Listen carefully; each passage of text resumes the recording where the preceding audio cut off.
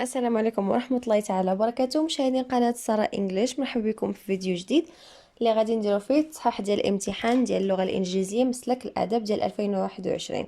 نبداو بالتكست ديالنا. Jane Goodall was born in London in 1934. يعني تزادت في لندن في 1934.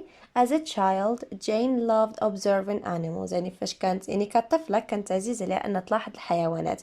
In her free time, يعني في الوقت الفراغ ديالها, she liked to write observations about them. يعني كانت يعجبها أنها تكتب ملاحظات عليهم، يعني على دوك الحيوانات. Her favorite books were about zoology. يعني على علم الحيوانات وكذا. يعني الكتب اللي عزازنا لها كانوا غالبا على علم الحيوانات. She dreamed of traveling to Africa to observe the animals and their natural habitats. يعني كانت حلمت انه، يعني بحال قلتي تتحلم انها ديك الساعه تمشي تسافر لافريقيا باش انها تلاحظ الحيوانات تما بحال قلتي في البيئه الطبيعيه ديالتهم.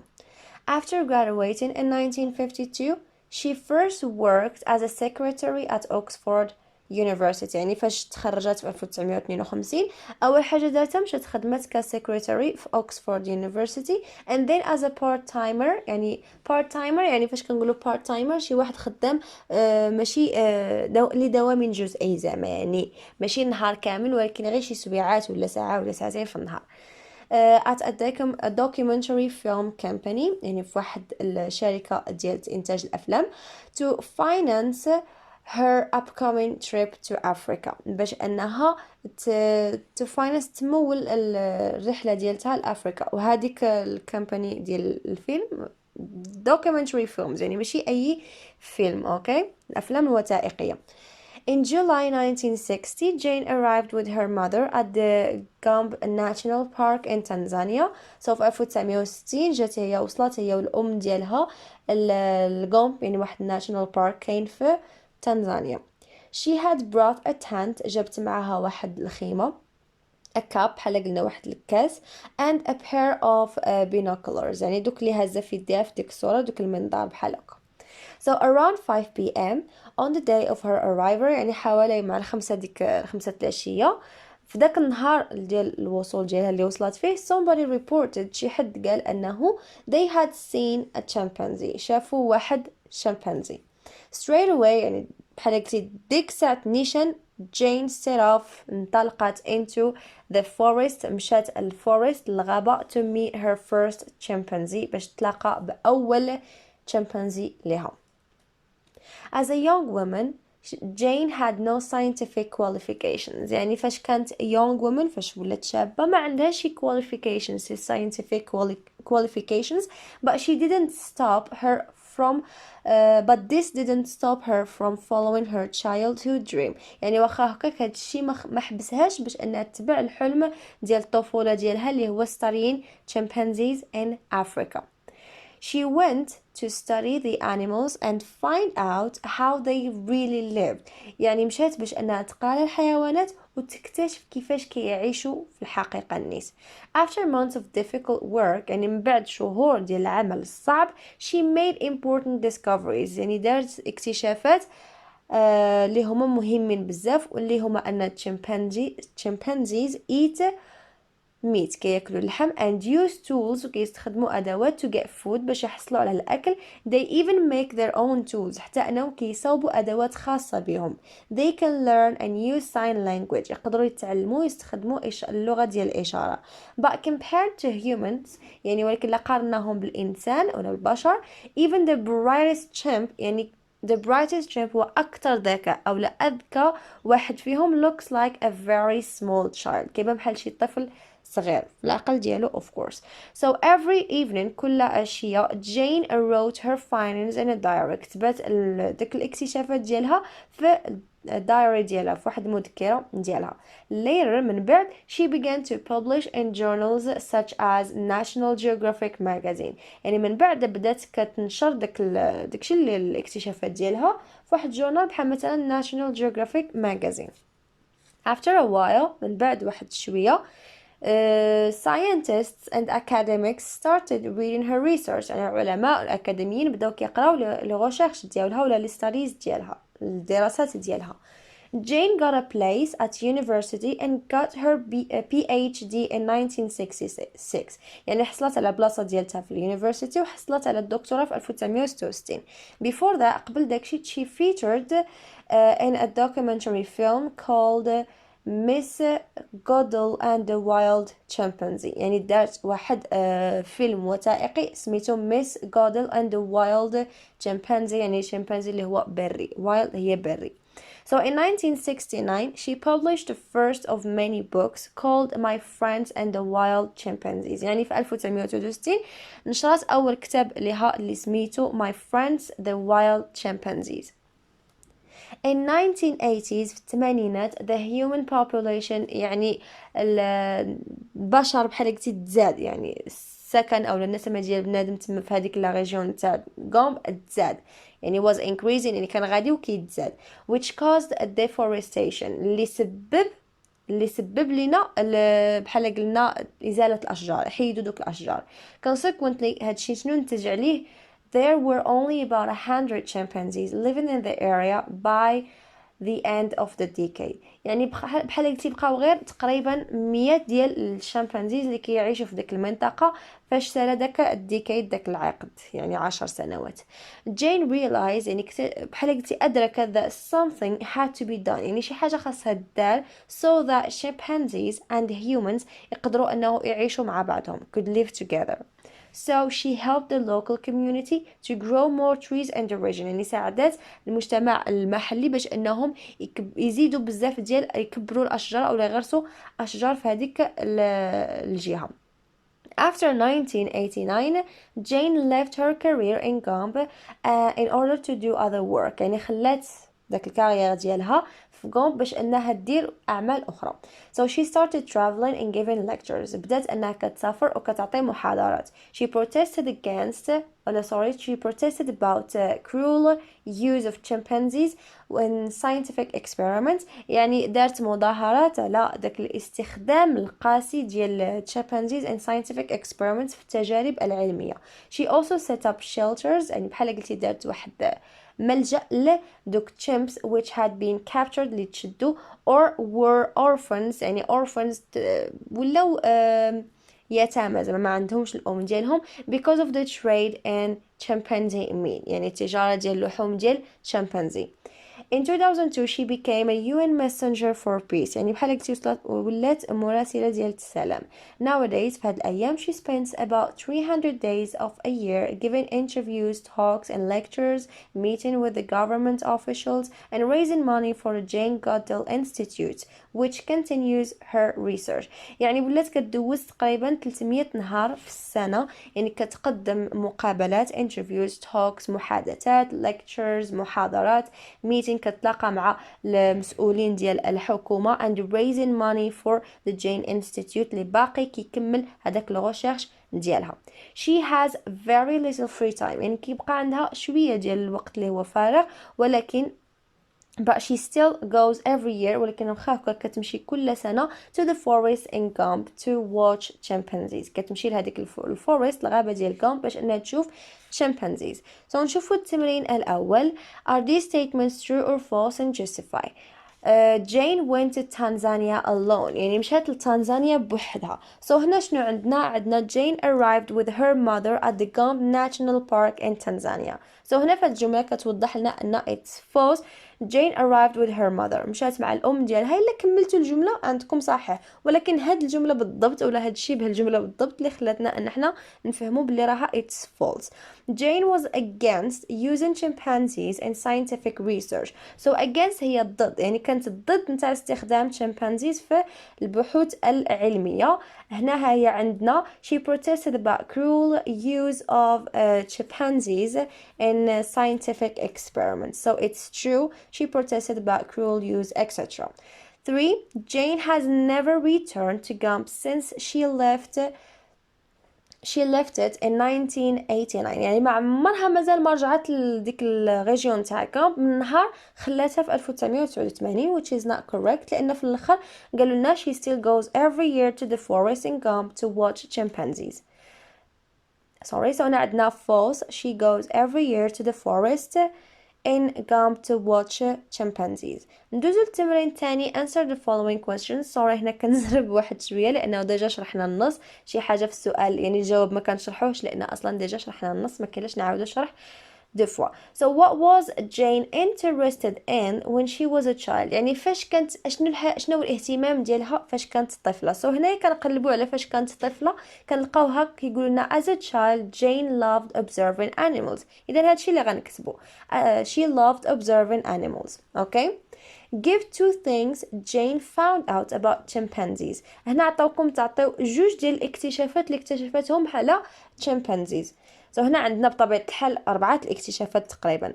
so عندنا أنهم they eat meat and use tools to get food. عندنا كذلك they make their own tools. وعندنا they can learn and use sign languages. غتاخدو جوج منهم. مثلا أنا نقدر ندير they eat meat وندير they use tools to get food. so they خاصنا اش تمايا sorry. so why did the number of chimpanzees decrease in Gombe؟ علاش نقص؟ decrease هي نقص okay، و increase هو الضد ديالها يعني ارتفع. alright. so علاش نقص العدد ديال الشمبانزيز في Gombe؟ هنا غادي نجيو كنلقاو the human population in the region of Gombe was increasing which caused deforestation. إذن هذا هو السبب، وبطبيعة الحال السبب الرئيسي هو deforestation. okay because of deforestation. اللي هاد deforestation علاش تسبب لنا عاد داك السبب ديال deforestation هو the human population in the region of Gombe was increasing. so نديرو غير deforestation راها صحيحة. so هنا غادي نديرو because of deforestation. complete the following sentences. to finance her trip to Africa Jane يعني باش انها تمول الرحله ديالتها لافريكا ها شنو دارت. so كنلقاو في النص worked as a secretary and then as a part-timer at a documentary film company. so داكشي اللي غادي نجيو نكتبو هنايا واخا عندكم بلاصه صغيره. so she worked as a secretary and then as a part-timer at a documentary film company. so to solve the problem of deforestation Jane يعني باش انها تحل داك المشكل ديال ازاله الاشجار اشنو دارت هاد جين هادي؟ كنجيو كنلقاو انها عندنا so she helped the local community to grow more trees in the region. so هادشي اللي غادي نديرو help the local community to grow more trees. okay. Jane helped chimpanzees which lost their mother by يعني ساعدت هادوك chimpanzees اللي خسروا الأمهات ديالهم عن طريق كنلقاو هنايا she also set up shelters for chimps which had been captured etc. إذا هنا by اش by setting up shelters. okay. fill in the chart with the right information from the text. so هذا كنظن انه بسيط ما كاينلاش نبداو نرجعوا للتكست باش نشوفوه فين كاين. so عندنا في 1952 Jane's graduation from school يعني انها تخرجت من المدرسه. 1960 Jane arrived with her mother at Tanzania مشات لتنزانيا. alright. 1969 she published her first book. بالنسبة لهاد الكلمات اللي عندنا في النص عندنا homes اللي هي habitats وعندنا the most intelligent اللي هي brightest. بالنسبة لهاد الexercice الجاي what do the underlined words in the text refer to؟ عندنا them في paragraph number 1 ديجا ذكرناها اللي هما animals and the area in the paragraph 5 اللي هي Gombe. بالنسبة للlanguage نبداو بالتمرين الأول. language شوية بسيطة يعني مهم مقارنة بالنسبة لي مقارنة مع العلوم شويكيك صعيب عليها غير واحد شويكيك ماشي بزاف. alright. ولكن راه بسيطة يعني فاش كنقول بسيطة للناس اللي راجعوا بسيطة للناس اللي كانوا كيخدموا يعني ماشي غير فلاشين عندي ولكن في اي شين اللي كتشرح اللغة الانجليزية لانه هادشي اللي عندكم يعني ما عطاوكمش شي حاجة ما عندكمش صافي. so Pamela and her family are looking forward. so هنا عندنا اصلا دائما في الايميلز خصوصا في الفورمال ايميل كنديرو I'm looking forward to hearing from you. so هنا عندك looking forward اذا غادي دير to. So Pamela and her family are looking forward to going out at the weekend. يعني بحال قلتي كي باغين انهم يمشيو يخرجوا يديروا شي خرجه في الويكند. The man daughter won the tournament is a tennis coach. اذا هنا غادي نديرو whose لان كنهضروا على الاساسيه. الجمله الاساسيه ديالتنا هي the man is a tennis coach. يعني داك الراجل او الراجل هو مدرب ديال التنس. ولكن انا بغيت نحدد لك اش من راجل بالضبط. انا باش نحدد لك الراجل بالضبط حددته لك بواحد الحاجه اللي هي ملكيه ديالته اللي هي بنته. قلت لك انها اللي البنت ديالته ربحات التورنمنت is a tennis coach. Sorry, I couldn't send you the photos of the party. My laptop broke down. Broke down هي stops working. يعني فاش كتكون شي آلة ما بقاتش مازال كتخدم. Alright? Sue, I wonder why Bob didn't come to class yesterday. يعني I wonder بحال قلتي أتساءل علاش ما جاش للكلاس البارح هاد بوب. So Bill said, I am not sure. ما متأكدش. I'm not sure. But he have been sick. Okay, so هنا عطاوكم past models. They're easy. يعني ماشي شي حاجة اللي هي صعيبة. لان الباست مودلز غير في التصريف فقط بوحدو اللي كيتبدلوا اما الفانكشنز ديالهم كيبقاو the same. alright, so هنا بطبيعه الحال غادي نديرو he might have been sick. alright, ما يمكنش نديرو should وما يمكنش نديرو might must because عندنا واحد possibility and the past. So ندوزو للبي fill in the gaps with the appropriate words from the list. عندنا interest اهتمام، عندنا inventions اختراعات، achievements بحال شي حوايج اللي هما يتحققوا. اوكي equality المساواة priority أولوية. So Morocco started vaccination for COVID-19 last February and priority was given to healthcare personnel. So هنا عندنا أن المغرب بدلنا الفاكسينيشن ديال COVID-19 last February فبراير الماضي and priority الأولوية تعطات للhealth care personnel يعني الناس ديال الصحة. One of the achievements of نوال المتوكل was the gold medal in 1984 Olympics. So هنا أشنو عندنا بالطبع كنمشيو كنقلبوا اصلا كلهم صراحه they are noun. so هنا الجواب صحيح هو achievements. okay, put the verbs in bracket in the correct tense. So Bill go to his uncle's house yesterday evening. so هاد الجمله هادي كناخدوها كنصرفوا داك الفعل اللي بين قوسين اللي هو go. alright, so شنو عندنا في هاد الجمله؟ عندي yesterday. so yesterday واحد الوقت في الماضي، اذا غادي ندير simple past. هي when he arrived there his cousins play in the garden while their mother was watching TV. بحال هاد الجمله تعطات لهم في العلوم. وكاين الناس اللي داروا الباست بيرفكت لانهم شافوا وين. ولكن انا الناس اللي متبعين كنقول دائما فاش كتشوفوا وين كديروا بوز كنقول بلاتي نقرا واش كاينين عندي جوج احداث وحده سبقات الاخرى، يعني تبدات الاخرى عاد سالات، اولا كاينين عندي جوج ديال الاحداث خدامين بجوجهم في نفس الوقت، اولا كانت عندي واحد الحدث في الماضي خدام تجا حدث اخر قطعه. يعني دائما كنطرح التساؤلات هما الاولانيين. اوكي، يعني اصلا تحطات بحال هاد الجمله فيها وين وفيها وايل. alright، اللي شاف التصحيح راه غادي يعرف انه هنا خاصو يدير الباست continuous. so هنا لانه فريمون ليكزامان شفتو انا تسرب في واحد الوقت وجيز، شفتو في الفيسبوك والناس كيبقاو يجاوبوا لهم وداروا اخطاء. alright، الناس اللي كيجاوبوا التلاميذ الاخرين اللي كيجاوبوا التلاميذ اللي كينقلوا داروا لهم اخطاء بزاف، منهم انهم كاين اللي دار played، كاين اللي داير had played، يعني كاين اللي دار ما عرفتش شنو مازال. المهم كاينين اخطاء بزاف في داك التصحيح اللي عطاو التلاميذ.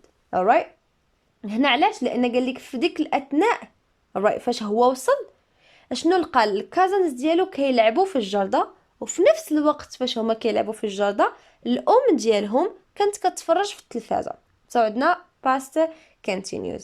Number 2, Jessica, I want to make a phone call but I haven't got my phone. بغيت ندير واحد الاتصال ولكن ما عنديش الهاتف ديالي. so Nancy said that's okay, I will lend you mine. future action. future action يعني short future action. نقدروا نقولوا من انا صافي انا غادي نعطيك التليفون ديالي. okay. ليلى said what about having dinner together tonight؟ يعني ماذا عن ان احنا نتعشوا انا وياك هاد الليلة هذه. So it's a good idea. Let's meet at 7:30. I finish work by then. بحال هاد الجملة كنا خدمناها في داك الفيديو نتاع التنسز، فيها I finish work ولا ما عقلتش واش درت لكم، كنت درت لكم housework واقيلا by then، يعني قلت لكم من هنا لهاديك الساعة. اشنا هي ديك هاديك الساعة اللي هي 7:30 باش انتي غادي تجي غادي تلقايني انا ساليت العمل ديالي اللي هو will have finished future perfect. Rewrite the sentences as indicated. They will announce the exam results on Friday. So the exam results بكل بساطة will be announced on Friday. عاوتاني في داك التصحيح اللي لقيت تلامذ كيصيفطوا لبعضياتهم في دي جروب في الفيسبوك دايرين they would. يعني هذا مشكل اللي فريمون بزاف كيوقع فيه، انه كي صافي بحال قلتي كثروا عليكم الدروس حتى وليتو كتخلطوا ما بين الباسيف فويس و ريبورتد سبيتش. يعني عندك ويل غادي تحتفظ بويل لانه عندك غير الباسيف فويس، ما عندكش ريبورتد سبيتش. لو كان عندك ريبورتد سبيتش ديك الساعه دير وود. alright so ما تبقاوش عفاكم تخلطوا في هذا الشيء هذا. عندنا number 2 I have worked as a waiter for 3 years. يعني أنا خدمت كسرباي كناذل فمدة 3 سنوات. So James said that he had worked as a waiter for 3 years. So هنا عندي have worked. have worked is the present perfect. وقلنا أنها present كيرجع past. إذا عندي present perfect أنا غنرجعو past perfect. So he had worked as a waiter. وبطبيعة الحال ديك I رضيناها هي لأن عندنا James it's a noun of a boy. Despite the bad weather we had a great time in the forest. يعني بالرغم من الجو الخايب دوزنا وقيته زوينة في الغابة. So although عندكم جوج الحوايج تقدروا ديروهم. Although there was a bad weather يعني بالرغم من أنه كان واحد الجو خايب we had a great time in the forest. أولا although the weather was bad من رغم من أن الجو كان خايب we had a great time in the forest. Put the following exchange in the correct order. So هنا عندي yes sir I've tried it but I find it difficult to understand the speakers. يعني أنا جربته ولكن لقيته صعيب أنه بحال قلت لقيت صعوبة باش أنني نفهم the speakers الناس اللي كيدويو. Have you ever heard of BBC English website؟ واش عمرك ما سمعتي بالويب سايت سميتو BBC English. It's great for beginners يعني شي حاجة رائعة بالنسبة للمبتدئين. Don't worry about that ما تقلقش حول زعما هادشي هذا. You will soon become familiar with the British accent. يعني مني قريبا غادي تولي فاميليا يعني صافي غتولي تعودتي على البريتش accent. Yes please I need to improve my English. بغيت أنني نطور اللغة الإنجليزية ديالتي. What do you advise me to do؟ شنو كتنصحني أنني ندير؟ So هنا بديلنا teacher says Can I help you فؤاد؟ واش نقدر نساعدك فؤاد؟ So the student will say yes please I need to improve my English. What do you advise me to do؟ الأستاذ غادي يجاوبو Have you ever heard of BBC English website? It's great for beginners. And the student will say yes sir I've tried it but I find it difficult to understand the speakers. And the last one is don't worry about that, you will soon become familiar with the British accent. آخر exercise complete the following exchanges appropriately. So هنا عطاوك أنه your neighbor said I'm sorry I will make sure it won't happen again. So هنا بطبيعة الحال it's a response to what? To a complaint. Here you are going to make a complaint. غادي ديروا واحد شكاية. ما عطاوكمش بالضبط على ايش. So you are free styling هنايا. تشكى من أي حاجة بغيتيها لا شي حاجة كيديرها داك neighbor ديالك أنت ما كتعجبكش. Anything. Okay? So مثلا أنا هنا غادي ندير I am sorry to say this but your music is too loud and I need to rest.